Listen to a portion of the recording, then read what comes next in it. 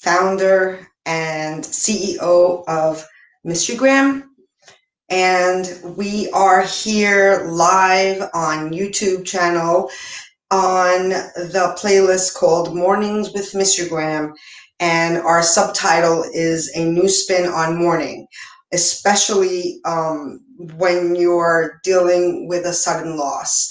And we are here creating a community alliance in support of that mission of wellness and getting through hard times, especially in the case of missing someone who has passed away, and those first days, months, and even years that it feels quite challenging. If you are joining us for the first time or a return viewer, please let us know where you're watching from. We're on all the platforms. We welcome you. We want to hear your thoughts, and if there's anything I could help you with, I am happy to do my best. I want to disclose that I am not a licensed medical professional. I am a licensed beautician, and I have seen over 30 years now transformation of all kinds, from the outside because of the beauty world and being a hairdresser and also a makeup artist, and to name a few. Also, I got to know my clients because I have been with a lot of them for decades, and I've seen spiritual transformations. And I want to share a little bit of my story in case you read it in the menu page under Patricia Frudenberg. So today's topic of discussion is going to be about share. And if you watched before, you know that we rotate topics of discussion among share, tribute, and cope. And because of the genre, which is missing someone that's passed away, we are here for a healthier way to get through that process. It is a journey. It is unfortunate when somebody passes away, but it also is no escape from it.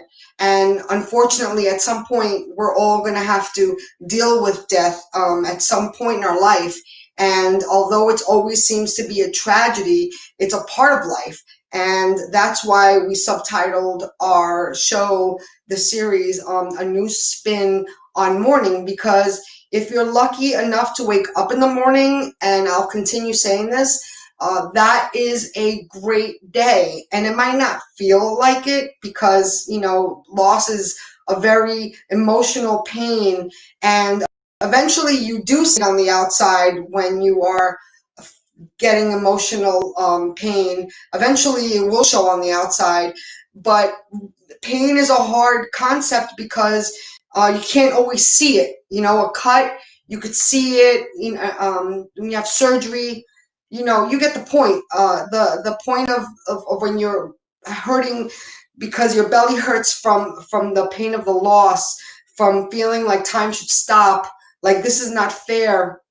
That's when you really have to do your best to push through. And you don't have to, but if you're here, it's because you want to. And like I said, we are here building an alliance. We are doing our new release. So please be on the lookout. Sign up to our newsletter free on our website. Scroll down the page, and on any of the pages on the menu. Also, go ahead, explore. Today is talking about sharing, so we are here to share some good stuff that we have to offer. So with our new release, we are having a private Facebook page group, and if you look into Facebook and you go to groups, look up Mysterygram app, and the first 25 members are going to be part of the beta testing in our focus group, and it will be required to download this free app. And we are there to build a community so we can make this an optimal experience for all. And with that being said, I want to share about a book that you might be interested in. Again, if you're watching, it's because you're interested in well-being. And maybe you're not mourning, and that's a good day already if you're not mourning somebody. But the holidays just passed, and it's that time of year, that you might be feeling kind of lonely, missing that person that passed away. And on Instagram, you'll be able to have enlightenment and transformation through the process of writing. And even if you're not interested in writing right now, for whatever reason, you're not ready, although we do have a private page too, so you could just journal. But if that's not for you, you'd be surprised when you share the good word of something, whether it's a sale or a good recipe. There's a lot to be said about sharing. Again, I've said this before, we're not here to be alone. And especially during these novel times with coronavirus, it really did an impact on our mental health. And I do want to share a great book that was written by Richard Davidson, Dr. Richard Davidson, that is, and he's a neuroscientist. He also is a professor in, is it Wisconsin? I'm sorry, I don't want to say it wrong, Madison. And he teaches psychology and also psychiatry. And he is a doctor. And he wrote this book, co-authored the book called The Emotional Life of Your Brain. And it really comes in handy for so many things in life, but especially when you're dealing with loss. And today, since we're talking about sharing, and again, it all intertwines, but today I am sharing the news of this wonderful book that really can refresh and reset your brain so you can start your morning better each day. And with practice, it does make perfect. That's a long-lasting quote, but really there's so much truth to that quote. It's really amazing. And if you don't feel like doing it today, well, again, if you're lucky to wake up in the morning, it's a reset, it's a refresh way to get going again. You don't have to wait till the next morning if you want to start something, but it really does help when you start your day a certain way, and momentum builds. And another good recommendation that I do myself, that's why I feel like I could recommend it, is, before you wake up, whether it's because you snooze 10 times, but right before you take that first step, be mindful of what the first thought is. Is it, oh my gosh, I had terrible sleep? Or is it, oh my gosh, thank God I woke up? Or is it, oh my gosh, my loved one really died yesterday? It's the mornings are really the time of day that sets the momentum. And if it's a day of that something tragic like death just happened, this happened to me. If you could just be mindful of when you have that reminder, because the day is starting, and the reminder of the horror that might have just happened, and there's no other way to say it. I don't mean to be disruptive, but it's the harsh truth. And if you can be mindful of catching yourself when you're having the thoughts of what just happened the night before, and you woke up to this again, have the strength to take deep breaths. And again, this sounds like silly because you breathe by default, but if you take deep belly breaths, and let the thoughts just like flow like a river. Don't hold on to the thoughts, because then that's when you're gonna really feel the bumps of the river. It's the river of life, and merrily we roll it along, and maybe there are bumps, like loss. We're talking about loss because this is the platform. Instagram is about memorializing, but again, we are about well-being. It's about embracing life through loss. So Instagram is not only if you are mourning. Again, it also is fantastic if you're mourning, but it's not only for mourning. How about when you could find the strength to persevere through these hard times of missing somebody, and now you could pay it forward by leaving a legacy, because that's an awesome way to say thanks. You know, also helping somebody else who's going through something you went through and you knew it was hard, and now you could like help somebody. There's so much to be said about like helping somebody. It's amazing. It's like magnetizing. It just comes back to you. Everybody knows this. It's a beautiful thing. And of course you can't give what you don't have. So if your heart is not filled with love, you know, it's hard to give it, you know. So you got to love yourself first, and you got to love yourself enough to take care of yourself and let yourself cry. Let yourself, you know, don't hold on to I'm crying because I'm hurting. Let it just flow. Let that energy flow and replenish and regenerate. And this book that again I'm talking about, I get off course because I get excited to be able to help people, just remind them there are ways to get through it a little better, a little easier, a little faster. So this book, called again by Dr. Richard Davidson, The Emotional Life of Your Brain. I do have a link to that book. He sells it on Amazon, but if you go to my website, you will be helping our cause if you buy it off our link. And that is in our menu page on missyougraham.com under inspirational quotes. And it's the first book featured, for the featured books of the month, along with other fabulous books that you might see if you scroll down.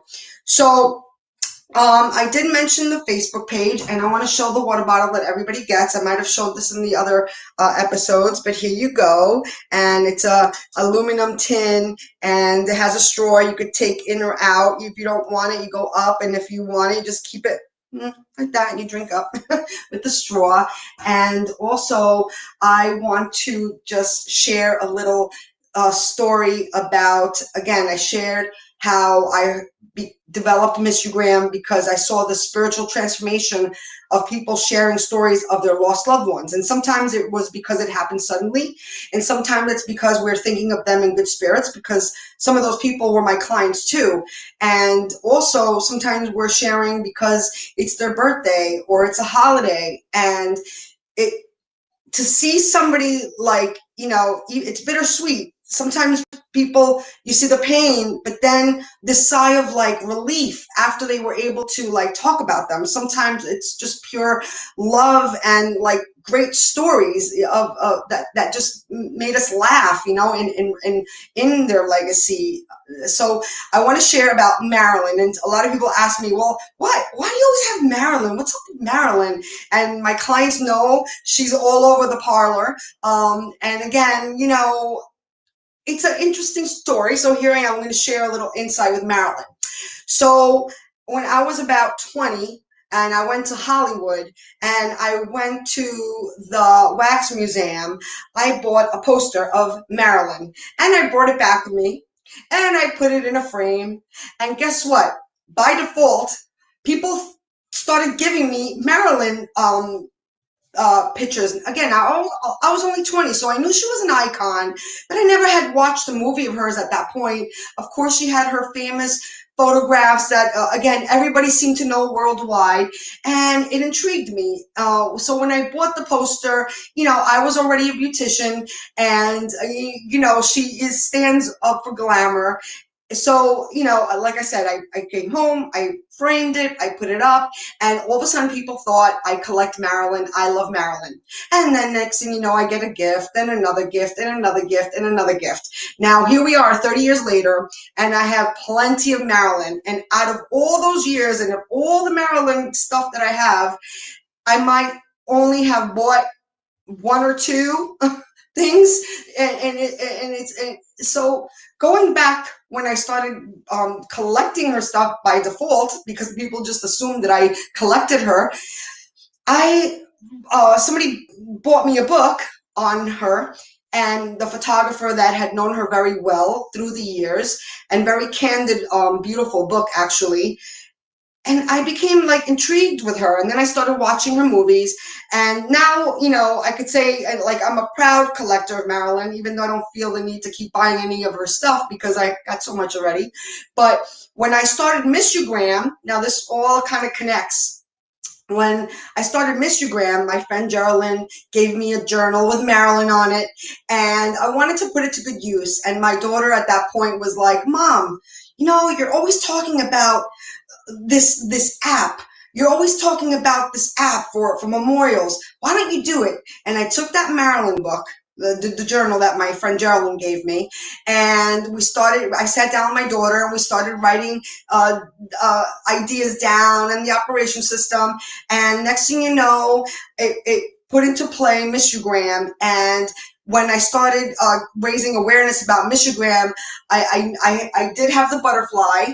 That was obviously one of the first things that came to mind. There was a few things out there, the cloud, but there was so much cloud storage at this point that I thought a cloud would be lost in the rainbow, but then, that could be misunderstood. So the butterfly wasn't religious, and everybody seemed to be able to relate to a butterfly with loss. So we went with the butterfly, but then when I started doing social, like YouTube, Marilyn, I just turned to her because I found it amazing, she always wanted to be remembered. She did talk about that in books, and it's amazing how everybody did remember her. And you know what? I'm in the beauty business, and she became like that person, that spokesperson for the people who passed away at some point. But soon after, I started posting all the regular people, not famous people only. Of course, famous people we all know. Not everybody wants to maybe watch a video of unknowns, but to me they're all special because the mysteries of life is special. And again, this is my dharma with Miss You Graham. I'm here to keep legacies going on, and everybody does want to be remembered, and it goes from everybody wants to be remembered to everybody being remembered on Miss You Graham. And with that, I'm going to close out with a quote that I like to share at the end of every episode. And this quote is by Winston Churchill. And here he goes. Continuous effort, not strength or intelligence, is the key to unlocking our potential. And I'll say it again. I like to repeat it. Continuous effort, not strength or intelligence, is the key to unlocking our potential. In this case, the continuous effort of finding wellness. Love yourself so you could share it, and then it comes back to you twofold. That's how it goes. Check out our website for our t-shirts. We do contribute to the humanitarian aid of the Red Cross, and as a proud volunteer, I also love to share all the good efforts that they provide worldwide. Here's the comfy sweatshirt if you live in a cold temperature or you just want to stay warm. And we have different sizes and colors. Please share, and we will see you next week. Thanks again. Bye-bye.